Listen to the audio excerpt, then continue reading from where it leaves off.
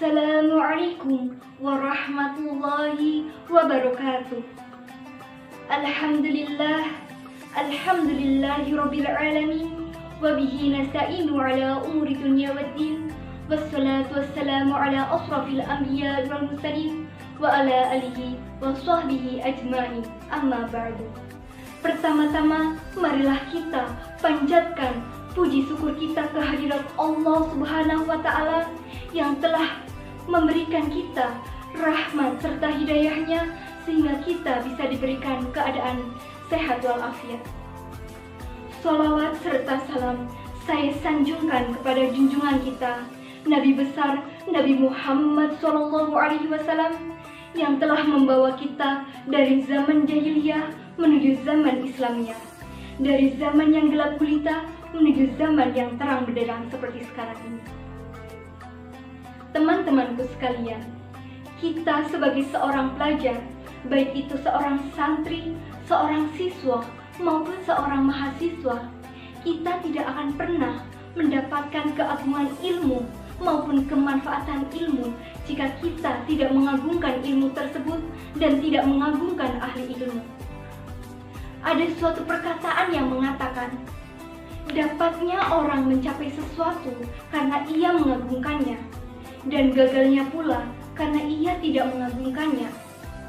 Apakah kalian tahu, manusia tidak kafir karena maksiatnya, melainkan ia kafir lantaran tidak mengagungkan Allah Subhanahu wa Ta'ala.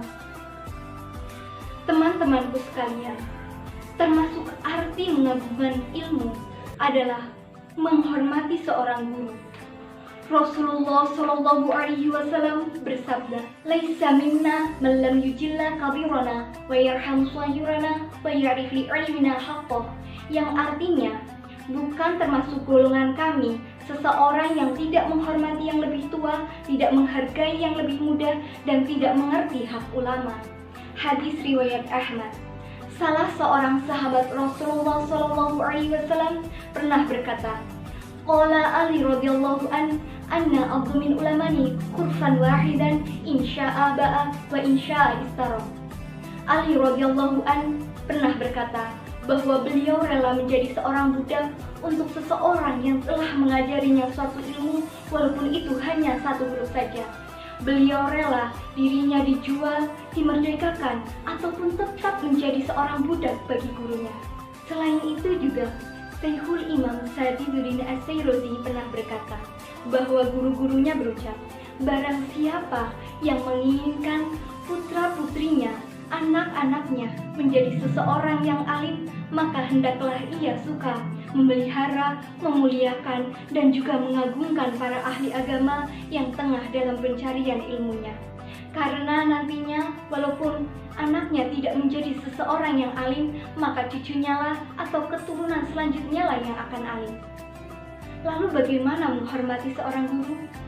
Termasuk arti menghormati seorang guru yaitu dengan tidak berjalan di depannya, tidak duduk di tempat duduknya, tidak memulai pembicaraan kecuali atas perkenan darinya, tidak membicarakan hal-hal yang macam-macam tentangnya, tidak menanyakan hal-hal yang membosankannya.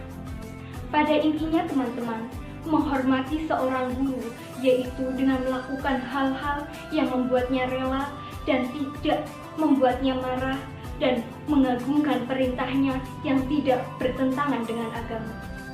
Selain itu juga termasuk arti menghormati seorang guru yaitu dengan menghormati anak-anaknya dan juga menghormati orang-orang yang berkaitan dengannya.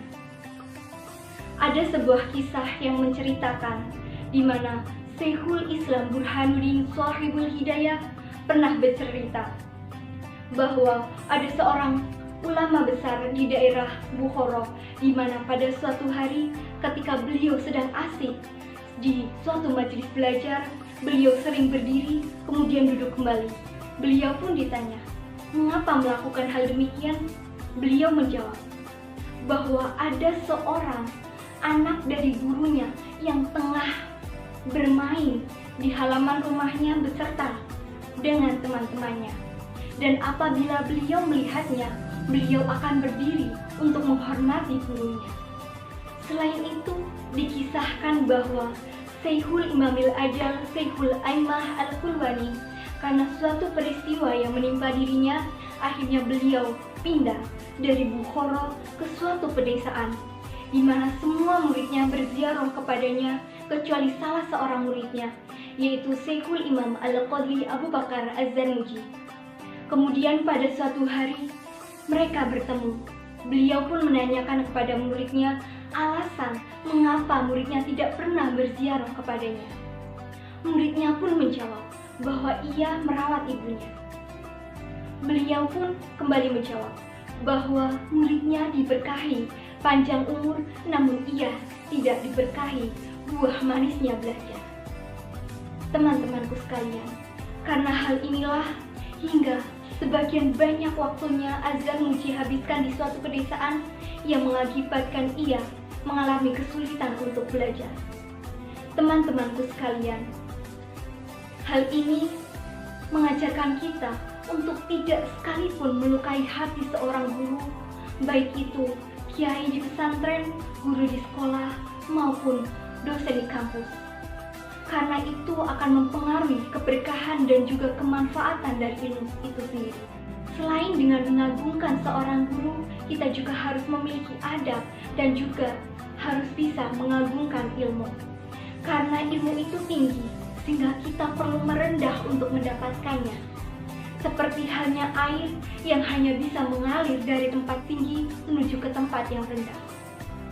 Baiklah teman-teman, mungkin ini saja yang dapat saya sampaikan. Saya mohon maaf karena masih banyak kekurangannya.